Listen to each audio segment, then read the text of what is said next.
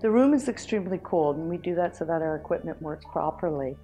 Once you come into the room, you'll notice it's quite busy. There'll be 3 nurses working. One's responsible for you, one will be assisting the physician at the table, and the other one will be monitoring everything from our control room. I'll give you some nice warm blankets once we have you settled on the bed.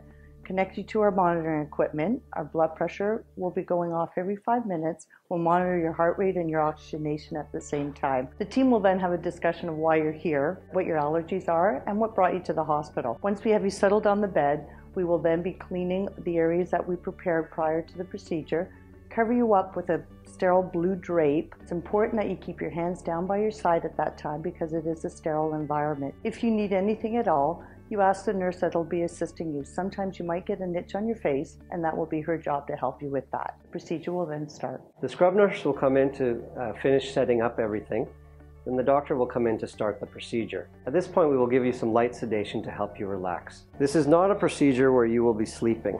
It's not a difficult procedure, and at times we need to speak with you. During the procedure, you will hear the staff talking amongst one another. We will address you if we need anything from you. The camera will be moving around above you to take different angles of the pictures of your heart. The procedure typically lasts anywhere from 30 minutes to 1 hour, sometimes longer depending on what we need to do, as every heart is different. Don't be alarmed if it takes longer. This is just how it goes sometimes.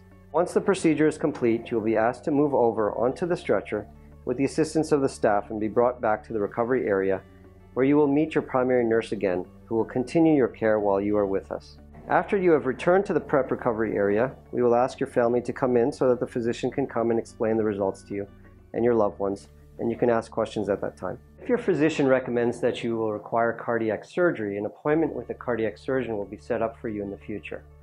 Remember that if you are on blood thinners at home, to restart these as soon as possible, or by the instructions of your physician.